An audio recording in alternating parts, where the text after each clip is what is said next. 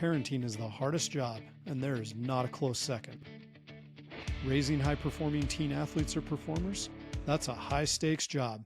I'm Nate Crandall, joined by fellow certified high-performance coach Steve Galley. We coach ambitious parents like you, and also your high-performing teens, because when you both level up, connection and results don't just improve, they multiply. Welcome to the Stop Parenting and Start Coaching podcast. Today, we have an amazing guest you don't want to miss. Your teen's shutting down, blowing up, or turning away in your usual parenting moves? Not working. Enter Simon TIMMS, a licensed therapist with decades of experience helping teens in crisis and families on edge.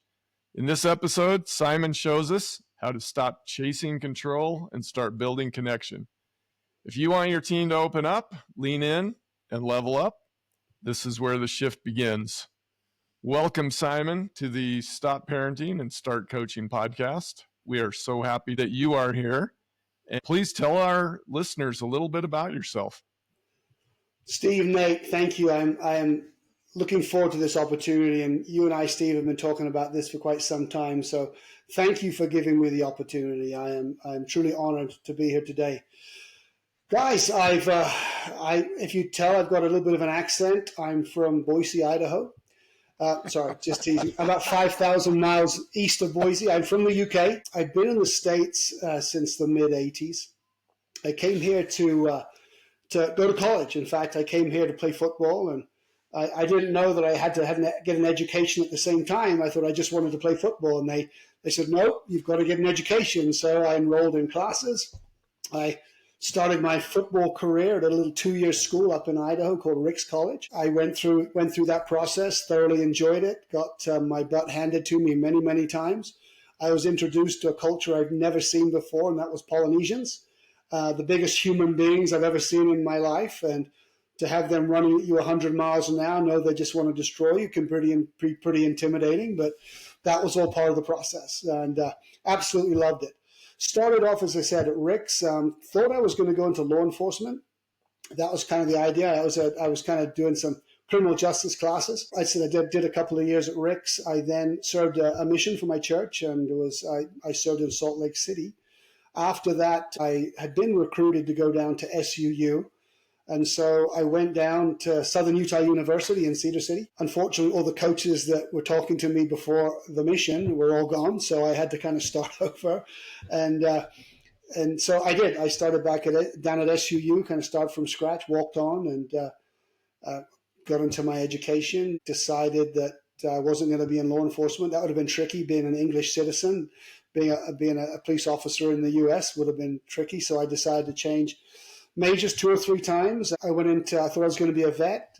I took organic chemistry. That class told me I'm not going to be a vet. But I had the opportunity with one of my good Polynesian brothers to work with youth in a residential treatment center in Cedar City. And that was my first year at SUU. And he said, Simon, I really think you'll enjoy this. And I did. I absolutely loved it. So I started working with youth in the early mid-90s in Cedar City at just a little residential treatment center. I worked with tough population. I worked with sex offenders. That was challenging, but I loved it. I loved working with kids. I loved being a mentor, supporting them through that. I then went on to a local therapist hired me in management to start another treatment facility, and I did that for a couple of years. And then I was recruited to go work in wilderness therapy. And I went out to central Utah, to Loa, and I worked for a wilderness program out there for about 2.5 years and thoroughly enjoyed that. You know, excuse the expression, but we used to call it hoods in the woods, right? We go out and we take our young people, and these were a lot of state kids, a lot of kids that were struggling with gang issues, and we took them out into the woods, and I tell you what, I have a total respect for the leadership of some of these young men that I worked with, and I told many of them, I still use this today, those kids that have this natural leadership ability, and I tell them, you have a choice. You could lead corporations, or you can lead prison riots. You choose which one you want to do, right? And make them think, right? I want these kids to think a little bit, and that opportunity to be out and just, there's no distractions, right? there's none of these, right? And back then these weren't very hugely popular, but there was no video games, no TV, no distractions. We were able to kind of get these kids back to Mother Nature and really get them grounded. And that was the power of wilderness therapy. And I do miss it. It was just absolutely incredible, and still have many friends that work in the industry today.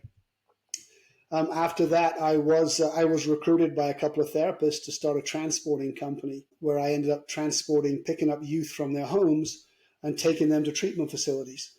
Parents would contract with us they couldn't take their youth because he was pretty defiant. They knew if they even mention it, he would probably take off on them. So we would contract with schools and parents to help bring their kids to get help. And I really tried to make that a therapeutic approach, guys. You come in the bedroom at 4:00 in the morning, right? And you're waking up this young man. I would tell parents, hey, you know what? Just introduce us to your son. Tell him this is Simon and his partner. They're here to take care of you. We're worried about you. We love you. And they said, I just want you to leave. I want them to know that we're not abducting them. You have kind of given us a blessing to help them out. And then I would make it a real therapeutic approach at that point by just saying, look, mom and dad are concerned with the choices you're making. And you're making some tough choices and they want you to get some help, but they know they can't get you there where you need to be. So they've hired us to do this. I would say 90% of the time the kid would just drop their head and say, yeah, okay, let's go. Most of these kids knew they were really struggling. And so that was very rewarding. And I did that for about 6 years. And then an old college buddy of mine approached me and said, hey, I'd like to start our own residential treatment program. And that's one thing I never wanted to do. At that time, I'd just gone back to school to get my master's in counseling. And so all the stars seemed to align. And I got my degree right about the same time as we opened our doors of our treatment center in Harriman, Utah, and started working with youth with anxiety, with depression, with trauma. A lot of kids that came through some adoption issues, school failure, parenting drama, right? Just absolute drama at home. And so it was a great blessing for me as I went through that process to help parents understand to parent their kids the way they need to be parented, not the way the parents think they need to be parented, right? We have all these great parents that have been through all these wonderful experiences, and so they're telling their kids what they should and need to be doing without realizing that these kids are probably going to make their own mistakes, and allowing them to do that and being a support on the other side. So I did that for about 17 years. And then just the beginning of this year, decided it was time for me to pivot and move in a different direction. With all that knowledge and experience, I started my own private practice here in the Salt Lake Valley. And now I work with a myriad of clients ranging from 9 years old to 75, everything in between. But I really do enjoy working with families. I'm working with families whose children are just, in their view, in their eyes, just out of control, and just kind of helping parents kind of take a different perspective, a different view of where their kids are at, and helping them understand this is what the needs are right now, and how your parenting is pushing your kids away and not drawing them closer to you. So I've been doing that now since, the beginning of this year. It's pretty brand new. It's pretty exciting, guys. It's kind of fun. I'm not worried about getting a call at 3:00 in the morning saying some kid's taken off, and I've got to get up and get my clothes on and jump in my truck in January and freeze my tail and go see if I can track a kid down, right? And so, and all the other stuff that comes with running that kind of business. It's been nice to be able to really focus on people that want therapy, right? When you're in treatment, these young people have been kind of ordered to come by their parents, or a judge has said they need to come, and they're there because they have to be there. But now it's different. I'm working with youth that want the help, and that helps me build my therapeutic alliance so much quickly, because they want the help, they know they need the help, and they're more ready to listen and to put in the work. And that's what I'm loving. I'm loving where I'm at right now, guys. So that's my story, and I'm sure I've forgotten a lot of it, and I'll interject bits and pieces of it as we go through our interview today. Well, that's why you're here. We love the wealth of experience that you bring, and We feel super strongly about family like you do. We often say on the show that parenting's the hardest job and there's not a close second. And that moment when these kids start to grow up and they become teens and their parents get that pushback and they're not necessarily used to it, that's a critical moment in that relationship, because the teen's going through a natural process. And often, we have a lot of our viewers that are parents of high performing teens and athletes. And those teens are under a lot of pressure to perform. And so when that pressure turns into extra pushback for the parents often struggle to deal with that resistance. What would you tell a parent that might help them shift their approach as their teens starting to give them that pushback? Yeah, that's a great question. Nate. I do work some overachievers, right? These kids are real overachievers. They're really pushing, and they want to make a difference. And the balance as a parent is my child doing this for him or her, or are they doing it for me? That's a question I had to ask myself. I played rugby, I played football. My young boy decided at 8 years old, he wanted to play rugby. And so I thought, okay. And I said to him, I said, son, are you playing rugby because you want to play rugby? Or are you playing rugby because I love the sport and I played it, right? Oh, no, Dad, I want to play. And I said, okay. So I would go watch him play, and it just wasn't his game. He would get the game moves fairly quickly, guys. Most of these sports move fairly quickly. And he would get the ball and some Tongan would just wipe him out. And I'd be like, okay, son, are you? And he'd pop right back up again and get back in the game. At the end of the game, I'd say, son, I said, how, dude, I loved it. Dad, I loved it. I said, okay, as long as you love it. But you don't, again, son, you don't have to play for me. You want to play, then fantastic. And he did. He played a couple more seasons. And I said to him, I said, son, I don't care if you play chess. I said, I'd like you to do something. I'd like you to be passionate about something. And he ended up going in, joining the ballroom dance team at his school, and just loved it. And it's been, my heart swells when I go and watch him perform, right? And to see the effort that our kids put in. And one thing I've noticed, guys, is really validating your kids, right? They get a lot of pressure. They get a lot of pressure at school from their coaches, from their teammates. They get a lot of that, and from themselves, right? These kids put a lot of pressure on themselves. So home, guys, home is a place for them to come and just take a deep breath. Home is a shelter. Home is a haven. Home is where hopefully harmony is and peace. So as a parent, we want to be able to validate, but it's so easy, guys. It's so easy when we go to a practice or we go to a game, right? And we watch our kids make mistakes, because they're going to make mistakes, right? And we get caught up in you should, you need, you have to, and you got to, right? We get caught up in these statements. Well, these statements aren't about our students or about our kids. These statements are about us. They're our expectations, guys. And so it's not where our youth is at. They need, hey, son, I love you. I can see you're trying your hardest, man. Hey, keep doing it. If you have any questions, come to me. You know what? What would happen? What would happen if you tried this? Or what would happen if you tried that? Make it more of if you have some counsel, make it more of an invitation than a demand that you've got to do this or you need to do this. Because again, those are our expectations and not our child. So we end up our functioning's up here, our expectations are here, and our kids are down here, and we're constantly wanting our kids to come up to us. Whereas why don't we go down and meet our kids where they're at, and then let's build and lift together. That's kind of in a nutshell, Nate. That's one of the, and we could talk more about this, but there are some outliners that are key to maintaining a healthy relationship too.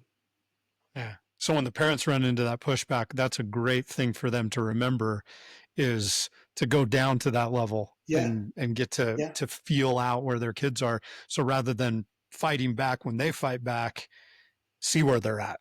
Well, we got to remember too, Nate, we're adults, right? Our frontal lobe is fully, well, some of us, right? I can't say my frontal lobe's fully developed. Right? Steve, is yours? Steve's feeling his to make sure. I've been told many times that it is still developing. Well, so guys, we're here, right? And we know that young men, their frontal cortex will develop anything from 18. We thought was 26. Now we're finding out it's more towards 30. Young women is 18 to 25, 26. So we're up here. Our frontal cortex is functioning here. We got our kids functioning down here. Again, our expectations, guys, will never trump our kids' biology. Once we understand that, right? You know what? This is their biology. This is their ability of functioning. You got these expectations, but don't expect them to meet those because they're physiologically, neurologically unable, and emotional maturity, they're unable to meet that expectation. Give your kid a break and give yourself a break, right? Take the pressure off of yourself as well as your child. Yeah, that perfection is like we've got to have it all right now. We've got to have it all figured out. Yep. Yeah. I love that, Simon. There's no question that if there's a gap in the expectations between parent and teen, there's going to be some conflict there. You work with families. I don't think we've yet mentioned that you teach martial arts. Maybe we'll talk about that at some point.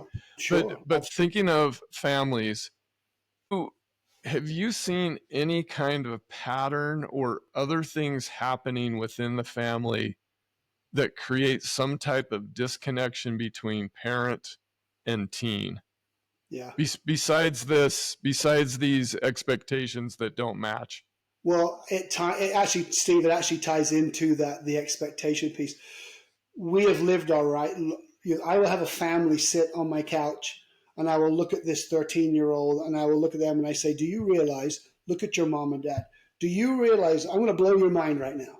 Do you realize that your mom and dad used to be 13 years old? And they're like, whoa, yeah. And we joke, right? We joke and laugh around. So I want you guys to understand, right, kiddo, that your parents have been here. So they've seen and experienced a lot of what you've got through. Now, as a parent, setting realistic expectations for your child is important, or else you will start to guilt and shame. And we don't want to guilt and shame our children, right? Because then that will directly affect their self-worth and their self-confidence. And they'll push back to that. And it can come out in many different ways, right? It can come out F you. It can come out, I'm going to go smoke weed. It can come out, I'm just going to go eat this. I'm going to go do this. I'm going to watch pornography. It just comes out. It manifests itself in so many different ways.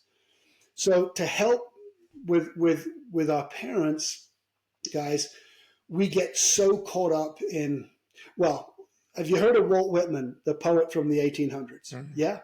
He has a great quote. He says, be curious, not judgmental. Right. Yeah, we've heard that. And so I take that to a different level with my parents. I say, when I say about being curious, let's avoid judging or lecturing our kids. Because when you judge and lecture, it's about you. It's about your expectations. So how do you be curious? And they're like, well, I don't know. I've lectured for the last 15 years of this kid's life. I don't know what it means to be curious. So we ask those open-ended questions. Open-ended questions means there's no answer or yes or no. It's like scenario. Son is not wanting to do his schoolwork, but still wants to play lacrosse or whatever he's doing in his school. And the question for me, the lecturing would be, you need to do your school. You need to do your schoolwork. You've got to have this grade if you want to play the sport. You need, right? Or it could become, son, so I get it. School's tough, right? We were there. We went through it. It can be difficult. What do you think the consequences will be if you choose not to do your schoolwork? What is the consequence if your grade drops below that, whatever usually the cutoff, 2.5 or 2.0? What if it drops below that? What is the consequences? And allow them to answer. We're really good sometimes at answering the question, asking the question, and then answering it right behind, right? We're like, this is the end. No. Ask the question and allow your child to. Silence is powerful. And then if you get, you're going to get this. Oh. Okay. That's fair enough. Hey, you know what, son? I'm going to give you a little bit to think about that. Just kind of process it. Many times, guys, when we get into our lecturing mode or these unrealistic expectations, our young people know that at the end of it all, who's going to fix the problem? We're going to fix the problem, right? Because that's what parents do. We're problem solvers, some more than others. And so they will wait for us to fix the problem. But when we start to ask those open-ended questions, when we're not lecturing, when we're asking the whats, the hows, the whens, when we're asking those questions, we want them to start to use this thing between their ears. We want them to start to think and use their brain and start to engage that thought process so that they can start to problem solve for themselves, right? And they may come back and say, well, I guess I won't be able to play. Well, I guess I won't be able to play my sport. I said, okay, how are you going to feel about that? Well, it's going to suck. I said, okay. So what do you think you could do so you can play your sport, right? Oh, I need to do my grades. Hey, let me know if you need some help. Because I know it's tough, right? I know school can be difficult, right? Especially some of these kids that are taking some of these, these AP classes and some of these higher requirement classes, getting ready to go to school, ready to go to college, right? There's a lot of expectation that these kids put on themselves. So let's cut them a break. Let's not make it about we're judging and lecturing them, because otherwise, eventually, we just sound like the teacher from Peanuts, right? Wah, wah, wah, wah, wah, wah, right? That's all they hear. That's all these kids say. You're wasting your breath. You're wasting their energy, and they've already checked out. Yeah. So we're going to ask the questions, ask the curiosity questions. One of the biggest problems that we as parents see our kids have is when they have negative core beliefs. And I know you're passionate about this topic, and we see our kids with these negative core beliefs, and as a parent, we want to fix them. Yeah. We want to jump in there, just no, and we try to change their mind. And if we always fix their problems, they don't learn how to do this. Yeah. What are some of the negative beliefs you see kids struggle with, and how can parents actually help them with that? So I see, I'm not good enough. I'm not smart enough. I never will be smart enough. I don't belong. I'm not as good as this person, right? We get into that competition. Guys, the list goes on. I'm a loser. I'm a stoner. I'm a piece of crap, right? It all rolls back into I'm not enough. I'm just not enough, right? And that's difficult. My first piece of information is send them to me, right? I'll work through that, right? But I will give you a little touch of what I do as a therapist without giving away too many of my secrets. I'm just kidding, guys. I'm just kidding. So I have my kids hold their hand up like this. I said, look into it. This represents the heart of you. When you look in your heart, tell me what you see.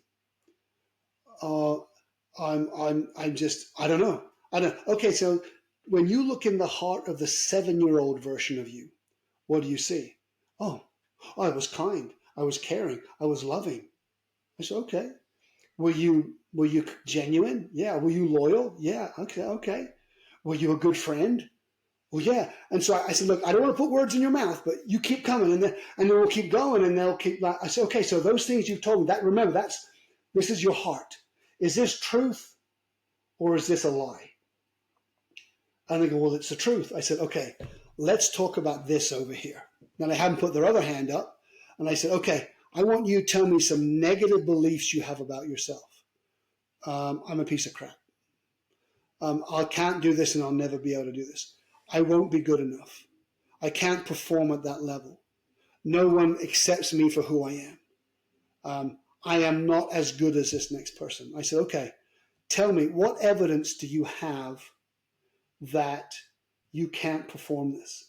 What evidence do you have that you aren't good enough? What evidence do you have that you're not smart enough, right? And so I'll actually have the kids tell me, and every single time they're like, well, I guess I can. I said, what about not smart enough? Well, I got an F in this class. I said, oh my gosh, you got one F in your class? So that makes you absolutely stupid? And I joke, right? I'm joking with them, and they kind of sit back, and I go, who else do you think gets Fs in their classes? Well, a lot of people. I said, yeah, are they all stupid? No.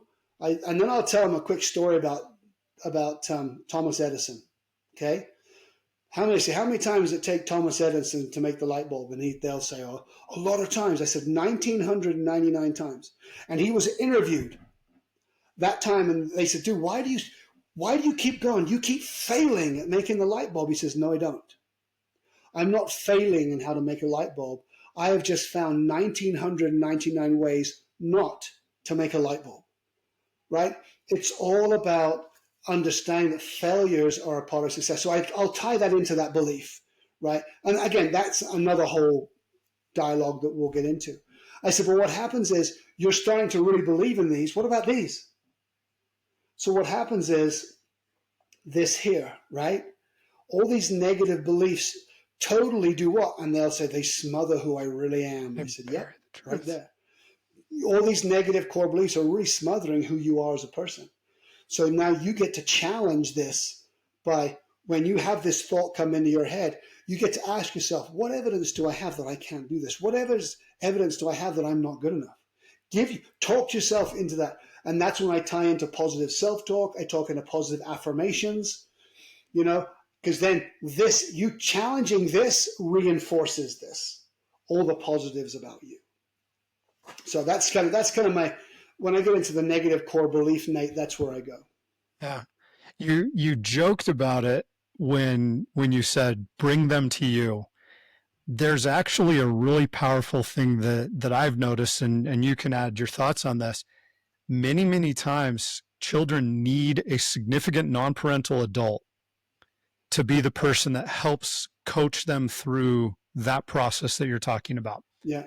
And I wholeheartedly agree with that idea of take them to somebody like a Simon TIMMS. Find those people. You know what, Nate? It's interesting. I have found out in my life that I cannot be a prophet in my own land. Right? Yeah. As I look through some of the stuff with my kids I've had to have my kids go see other people to work through this. When we are so close, and we are as parents, we're so close to our kids that, especially as teenagers, our kids are going to switch off, right? Yeah.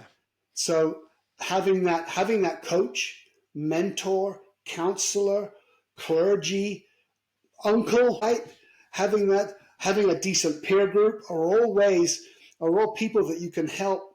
We know it takes a village, right, to raise these kids, and having as much support around you is, it's crucial. It really is crucial. I'm glad you brought that up, for sure. Thank you for bringing that up. I just rolled with what you said, and I know you kind of said it offhand, but I just wanted to highlight how important I think it is that and it does, kids because tap I think, and kind of following up to that as well,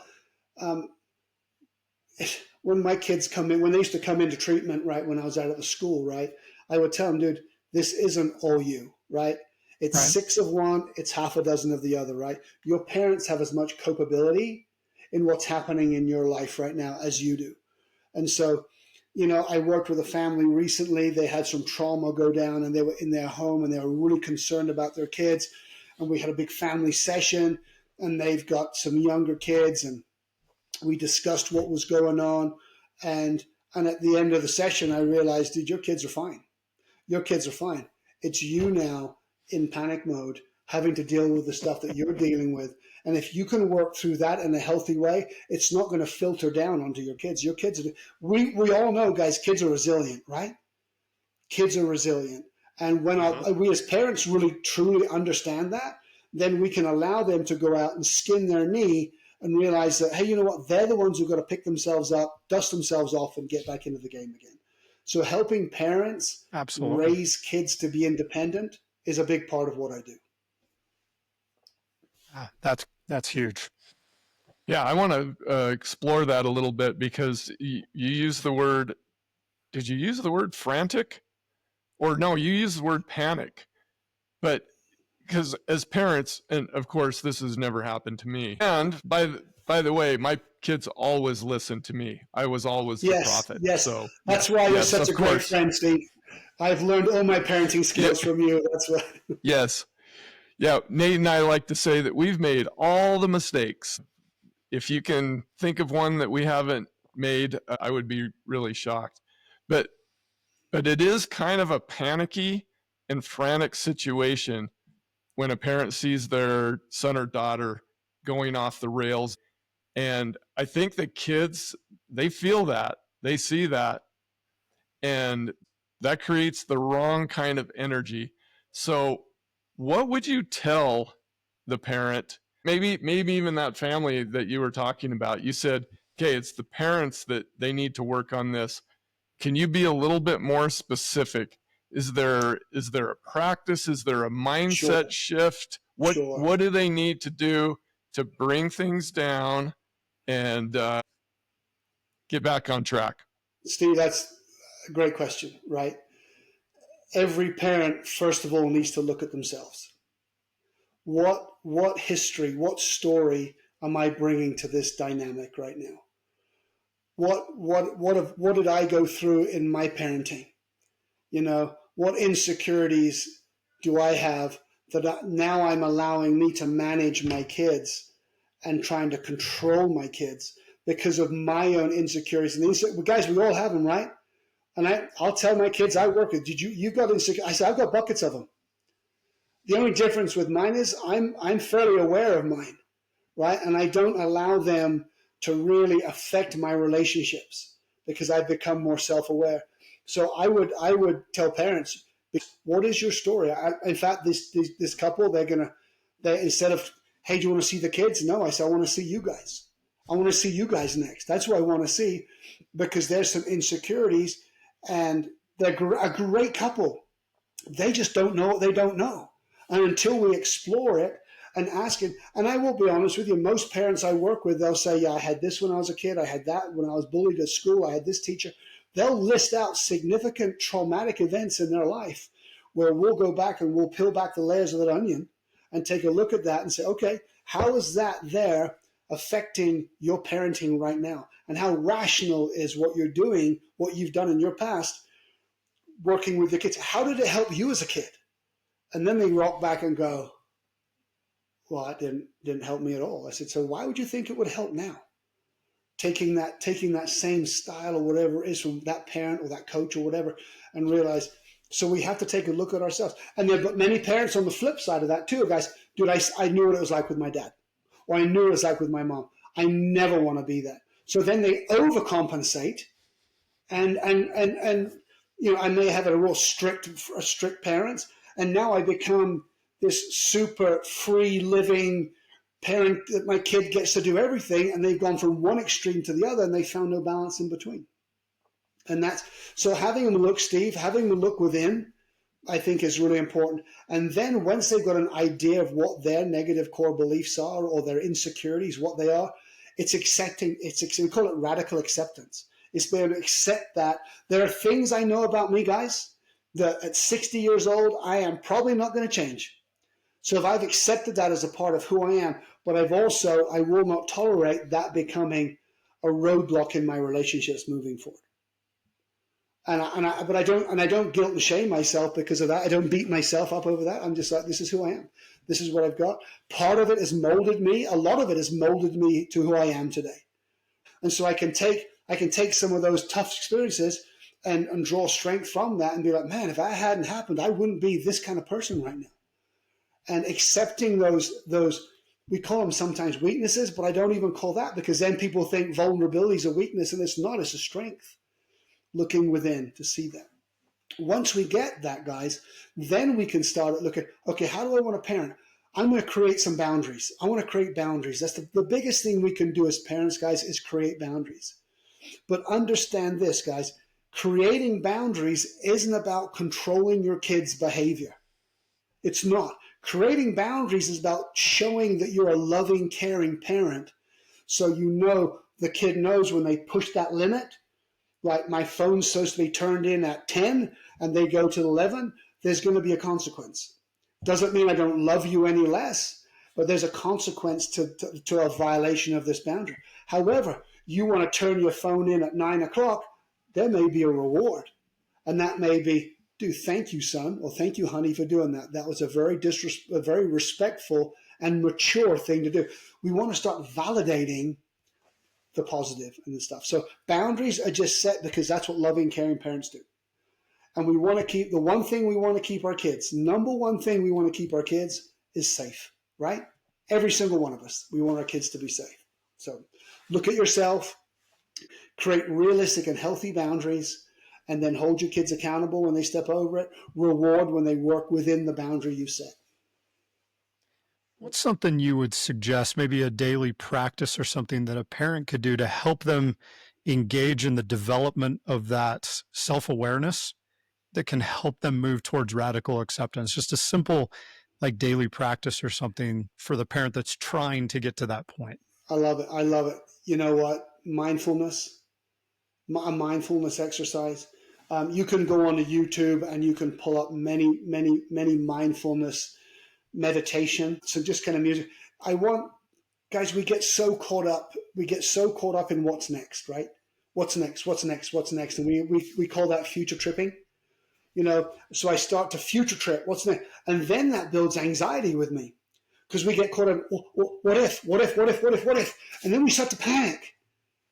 And so if we stay stuck in that anxiety mode, but then we start thinking about all the screw ups we made, all the stuff that we've done in the past. And I did this with my kid, or I did this on my dad, or I did this at work. Right? And then we start to get down on ourselves, right? So if anxiety is about the future, and depression's about the past, what are we missing? Present. The present, right? We're missing the present. Mindfulness, guys, is what keeps us in the present. And that's breathing, that's relaxing, that's healthy self-care. What are you doing for yourself? Or are you so wrapped up in your kid's life that you are not taking care of you? That's not healthy.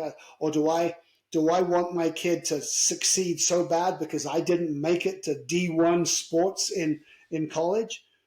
We got to take care of ourselves first. When we're on a plane, right, when those masks come down from the ceiling, what are we told? Are we told to put the one on ourself first, right? Because if I pass out, I'm no good to anybody. So we have to take care of ourselves. So self-care, Nate, Steve, self-care, breathing, meditation. If you're a spiritual person, right? When I do my counseling, I think of the Venn diagram, right? Mind, body, spirit, and it all overlaps. We are spiritual beings. I'm not talking religion. I'm not talking Catholic, LDS, Methodist, Baptist. I am talking spiritual beings. We have a spiritual energy about us. And it is important to stay connected to your higher power, whatever that is. And I've worked with kids that say, oh, I don't have one. I said, then find one. I said, I don't care if it's that mountain over there. You find something greater than you that you can connect with so that you can have that extra boost of spiritual energy to help you get through. But you can also relax and be in tune with you and your heart and who you are. Well, for the record, that's wonderful stuff. For the record, we are both in favor of breathing. We're big fans of breathing. Isn't that great? Yes. Isn't that? Yeah. Finally, I found two people that like to breathe. Right. Yeah. But when you breathe, I want to keep breathing. Okay. Speaking of breathing, go ahead. Because I think I mentioned the martial arts. I'm going to turn down a side road here. Okay, shoot. Your experience in martial arts and teaching it, I've never delved into a deeper conversation with you about that. What have you learned from that? How does it help teens? I've never been involved in it. I guess, if I ever had to use it for defense, I'm not very fast anymore. I might run, I might fight. I don't know. I'm not quite sure. But tell us a little bit about that, because I think it plays into self-awareness and it plays into mindfulness. And 100%, yeah. Steve.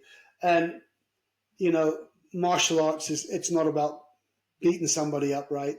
It's not about getting into a physical altercation. We all know that. Martial arts is about self-discipline.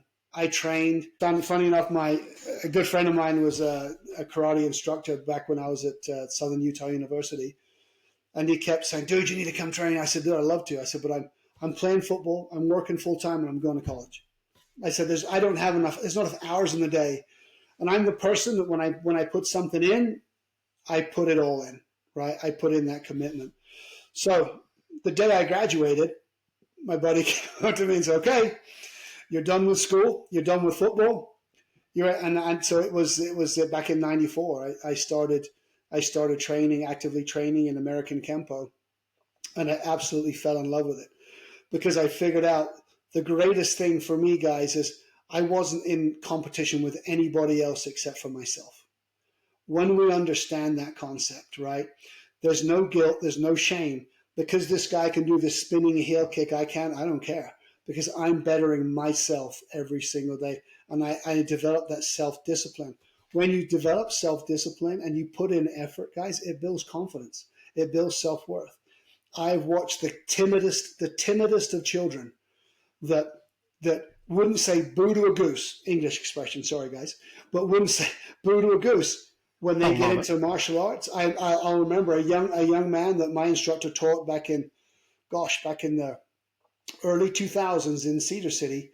This kid was just super quiet, super reserved. A year later, he was teaching classes. He was telling people what to do in a real respectful manner.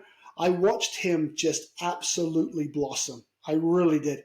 And that, when you have a decent instructor that can draw those strengths out, and that's important, right? That's important to have a decent instructor that can bring those strengths out in these kids and help them recognize their own value.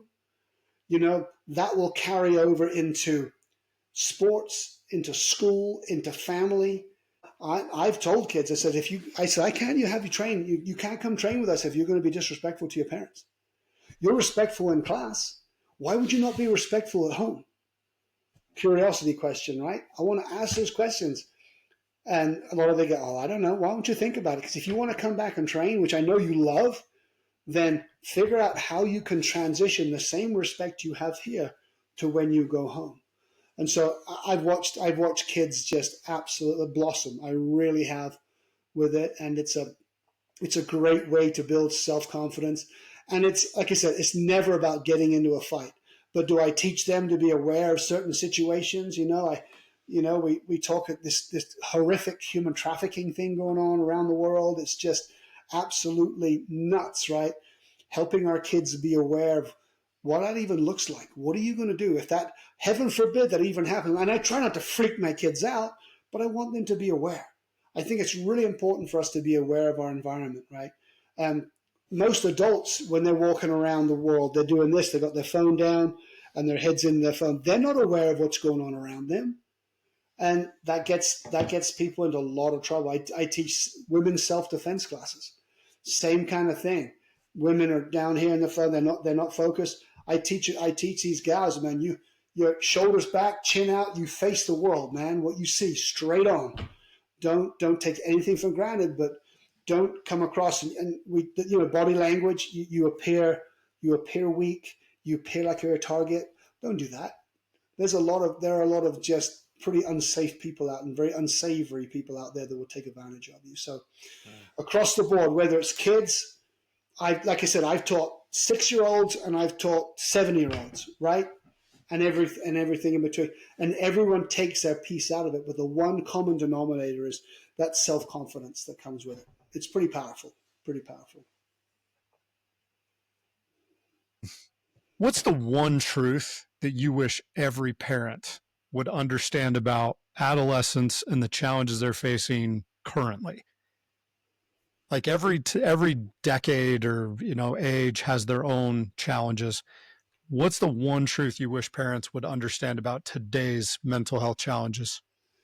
Kids today are being bombarded from every different angle in their life, and they need a safe haven at home.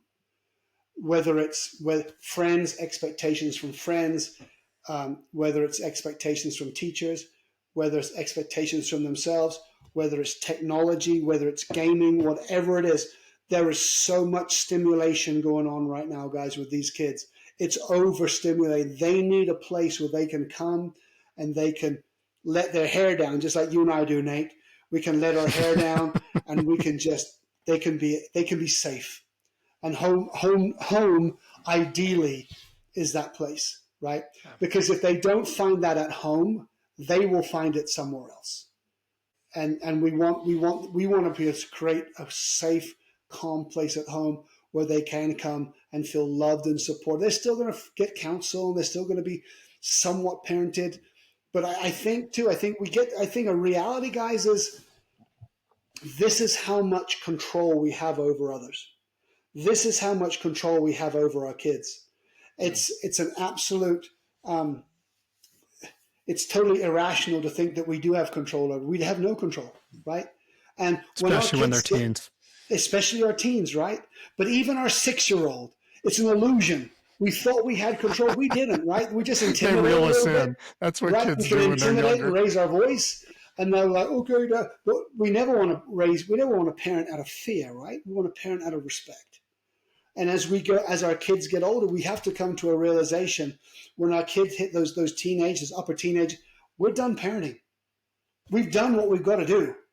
We've done the parenting through those years, and now it's time to allow them to grow and experience life. Let's not helicopter over the top of them. Let them go out, explore. Part of it, I see with our this younger generation, we've heard the word snowflake. We've heard a lot of these terms out there, right? That is created by our parenting. It totally is created by parenting because we're a civilization of enablers, right? Not all of us, but a lot of us are, and I would see that. And I can say that because I worked in residential treatment, and the kids that were coming in with their $400 pair of Gucci's and, their Ray-Bans and this and that I'm like, okay, this kid's never learned how to struggle. And it's okay for our kids to struggle. Heaven forbid it's okay for our kids to fail. Because every successful person we know is standing on a stack of failures, right? And so letting our kids fail because they are being bombarded. There's a lot of stuff going on, but I want to create a safe haven, peace and love at home where my kids can come and get out of the world, man. It can be their temple, right? It can be their temple where they can just feel the love and take a break from the world. Absolutely. It's beautiful. That's so much of our motivation for starting this podcast. The name, Stop Parenting, Start Coaching. When your kids get to that point, you have to take that approach where we're allowing them the space to explore, to be themselves, but we're not just cutting them loose. We're coaching them and guiding them. We invite counsel, right? Invite the counsel. Hey, I got a couple of ideas, son. Are you interested in hearing this? Hey, buddy, can I give you some feedback? Right? Invite the counsel, invite the coaching, right? We're done with you have to, right? Now we're going to invite some ideas. Hey, son, are you I noticed something. Are you open to having a discussion? Make it a two-way dialogue, right? Not sit down and listen. Hey, are you open to having a chat right now? And if we're inviting, when we listen to listen and we don't just listen to respond, how many times are we as parents we know something's coming, and in my mind the answer is already no. We've already got it in our mind. So I'm just placating my kid. Yeah. No, it's not happening. Right? We get caught up in that. But let's actively listen, reflect what we've heard, and let's work on a way to maybe compromise and negotiate. And I tell parents, avoid using the word no. Find ways to say yes. An example, mom's cooking dinner and my daughter wants a cookie. Hey, Dad, can I have a cookie? I said, sure, why don't you go ahead and grab one, and then after dinner you can have it. Right? Look for ways to say yes. Just simple ways, or can I have this new whatever it is? You know what? Let's work through this, and this, and then, that can happen, right? Look at creative ways to say yes. What's that going to do for your relationship with your kids? They've heard no their whole lives, right? So one thing too, guys, is I'm really adamant about the word but. Take the word but out of your dialogue. 100%. Son, that was a great job. But what has that just done for the statement I just said, right? Totally negates it. Yeah, yep. Right there, right? It's a downer, right? So I take the word but I replace it with and. Hey, you did a really good job with that. And those final edges over there will look fantastic. If you're weed whacking or whatever you've got your kid doing, right? Hey, you did a great job with that. And that last section right there will just finish it off perfectly, right? Get away from buts and get away from no's. Now, there are some hard no's, right? But if there are some hard no's, right? Hey, I want to go out and smoke weed with my buddies. No, sorry, dude. There are certain, again, we create the boundaries and we want to keep the yeses within those boundaries and the no's within those boundaries that we create. One thing I've found that's super cool about if you do what you're talking about, if I find a way to create some opportunities to say yes, when I do have to have the firm no, it goes over better. Sure it does. Because they know I mean business. It's like, hey, I know dad's going to give me a chance if he can. So when dad says no, it means no. And it's okay then too, Nate, to say, no, hey, son, and this is the reason why. Hey, honey, this is the reason why. Because this, and this. It's not just, when our kids become teenagers, they want to know the whys. And quite honestly, as they're maturing, they have to know the whys, right? Because they're going to take this into their relationships. Not, why is it a no? Because I said no. That's probably not pretty good. That's about me. You need to listen to me. It's a no, and that's all there is to it. And don't ask. And that, quite honestly, when I was a kid, that's how I was raised. And that stunted me because, well, wait a second. So am I not important enough to get the why? Are you going to you want me to act like an adult, but you're going to treat me like a kid, a child? So we want to engage. We want our kids to be adults, and we engage with them as adults, right? They will not always respond as adults, and that's okay. Don't expect them to respond as adults, but it's okay to engage with them as adults. That's not a problem, but be realistic in your expectations. Fantastic.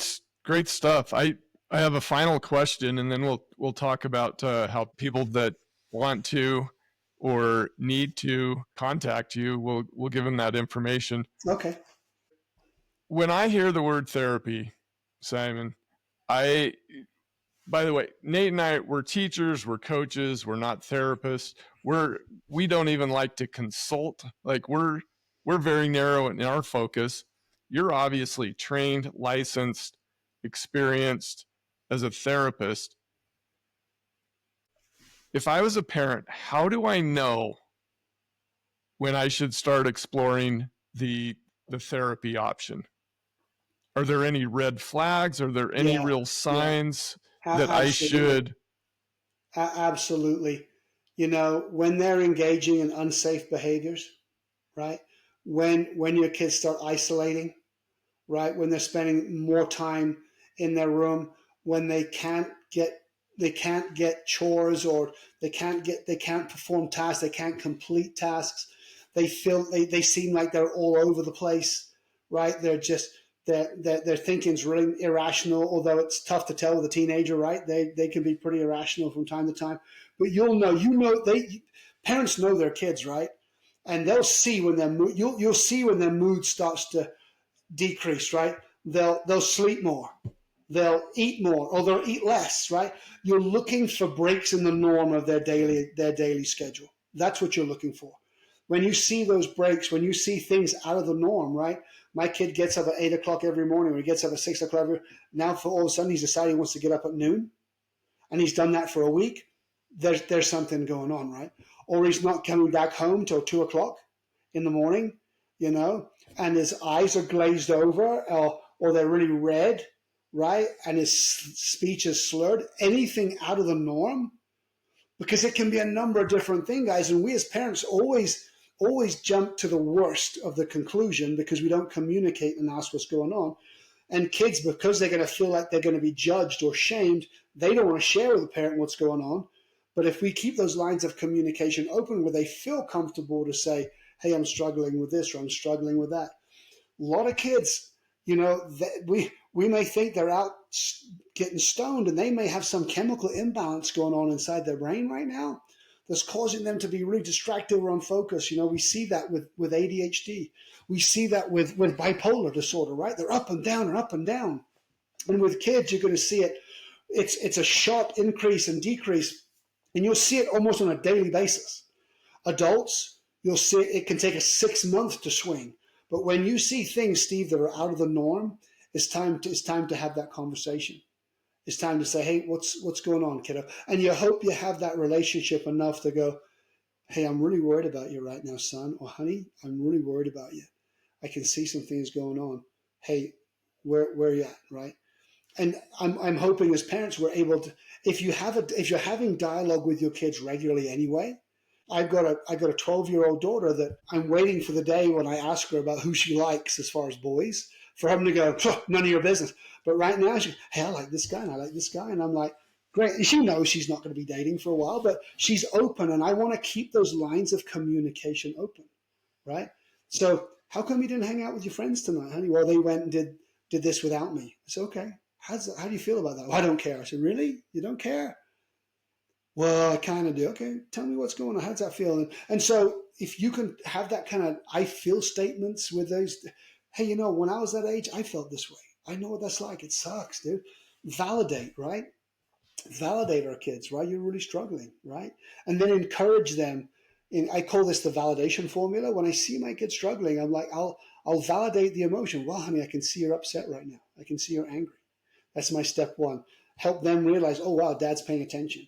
Step two is I will encourage with confidence. Honey, I know you've got this. I know you can do this. Tells her, first of all, I'm not going to fix it. Dad's not going to fix it, but he has confidence in me that I can work this out. And the last step is unconditional love. I love you, honey. So in a sentence, it would be, hey, babe, I can see you're really struggling right now.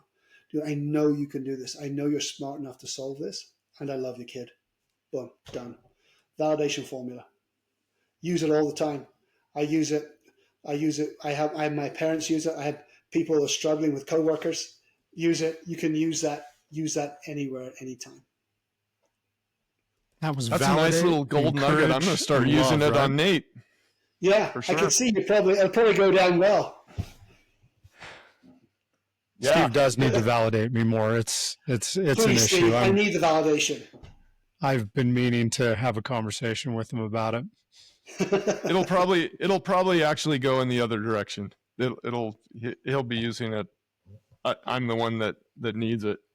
Well, Simon, this has been wonderful. I can actually see another episode in the future for sure, because there's so many things, so many good things to talk about. I'm sure listeners have. I've got a whole page of notes here, and actually a page and a half of notes. Just some fantastic stuff. So, and we didn't talk about this off air, but I'm going to go ahead and throw it out here on air. I'm curious. Do you do any virtual sessions, or are you all in person? Yeah. No, I do virtual. I do virtual sessions. It's interesting. I'll do that through the platform that I use. Obviously, I can only do therapy in state, but I've worked out of state. Like if I'm coaching, I'll do some coaching out of state. And I was telling a business group just the other day, I said, sometimes I'm a counselor, sometimes I'm a coach, sometimes I'm a cheerleader, right? And I can be all of the above. And sometimes people just need a cheerleader, right? They're going to come in, they're going to tell me what's going on. And hey, dude, you got this, man. Hey, if you tweak this and this, man, you're doing fun. You're doing fun. People need to know they're doing phenomenally. And my guys are, right? They come in with some struggles, and you notice, a millimeter of growth, phenomenal, right? And when you see that with your kids, you see a little bit of growth, dude, celebrate it. Celebrate anything that's positive like that. I do that. I become that sometimes more cheerleader than counselor, depending on whatever the need of the client is. And I'll do that virtually. Steve, absolutely. I've got my platform set up for that as well. Awesome. So how can people find you? Okay, so my business is all in counseling. So you can reach me at simon@allincounselingsupport.com, or my number is 801-759-4759. You can find me on Facebook, Simon TIMMS. I'm still in the infancy stages of doing some of my social media development, and that's growing as we go. And I will start an all-in counseling site on Facebook and Instagram. So I'm out there. But if you need some help, give me a call, shoot me an email. Whatever I can do to support you, I'll do the best I can. Thank you so much for being with us today. You're welcome. Yeah. It's been a pleasure. Yeah, Steve? thank you, Simon. And we would remind our listeners, speaking of social media, we would love it if you would subscribe to our YouTube channel, which is the name of our podcast, the Stop Parenting and Start Coaching podcast. Hit subscribe, share it with somebody. There's a whole bunch of people that really would benefit from listening to. Can I call you Sir Simon TIMMS? I think you should be knighted. You think? I think you should be knighted. Yes. Okay. Oh, I don't know. Steve's about got that, an in but with I the still love king. you, Steve. I sure love you, bud. All right. Thanks, Simon. You're welcome, guys. Take care. Nate Crandall and Steve Galley would like to thank you for tuning in to this episode.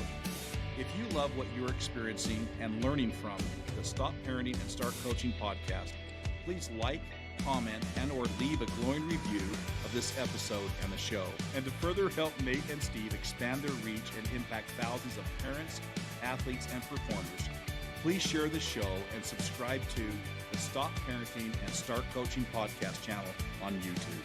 And if you want to explore further to see what Nate and Steve are creating to help parents of athletes and performers everywhere, please visit their website at createtransformbecome.com. That's createtransformbecome, all one word, .com. There you will find a growing number of tools and resources to help you elevate your parenting. Thanks again for tuning in. Now go create a magical relationship with your athlete or performer.